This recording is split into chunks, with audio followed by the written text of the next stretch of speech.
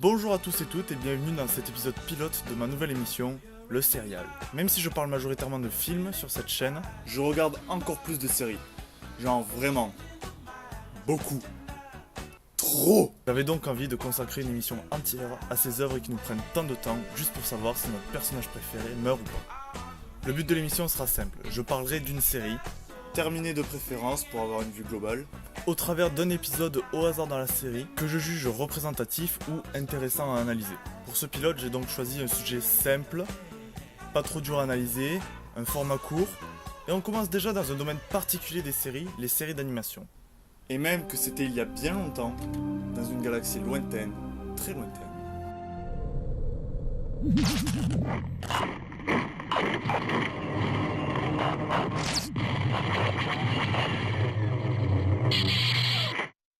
En 2002 sort Star Wars épisode 2, l'attaque des clones. On apprend enfin tout sur cette fameuse guerre des clones.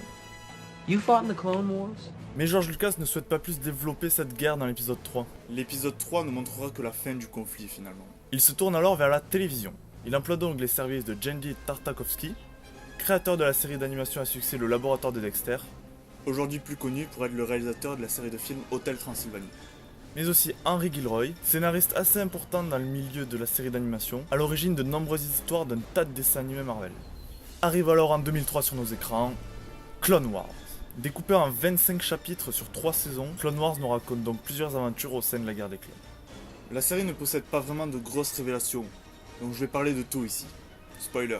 Première émission et première entorse à notre règle, l'épisode dont je vais parler ici est en fait un double épisode.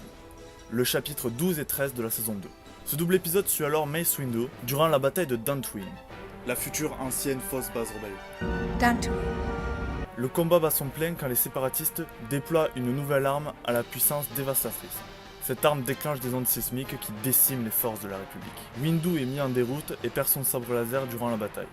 Il se retrouve alors face à une armée de droïdes désarmés, et des droïdes à qui, disons-le, Windu faut une bonne raclée quand même. Il retrouve alors son sabre, s'attaque au tank sismique, le détruit, fin. Ok, vous le comprenez, l'histoire tient sur un post-it. Mais ça dure 6 minutes, et ça marche du feu de Dieu. C'est rythmé, l'animation a franchement de la gueule, et bordel, qu'est-ce que c'est dantesque. C'est déjà pas mal porté par l'excellent design sonore, mais regardez-moi un peu la taille et la puissance destructrice de cet engin, tout est fou. Mais c'est aussi un problème, Windu est quand même overcheaté. Si un Jedi n'avait même que 10% de la puissance de Windu dans cet épisode, la République n'aurait assurément pas besoin d'une armée de clones. Là, Windu éclate une armée entière à lui tout seul, et c'est vachement créatif. Même si mon éclatage de droïde préféré reste celui-là.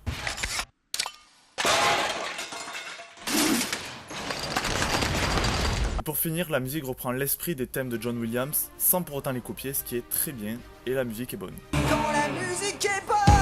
Je vous avoue, j'avais regardé cette série quand j'étais beaucoup plus jeune, et cet épisode est le seul dont je me souvenais vraiment, avec l'épisode d'introduction du général Grievous, qui conclut la saison 2. Cet épisode montre bien le seul et vrai problème de la série, et ce qui, je pense, l'a empêché de rentrer dans le nouvel univers officiel.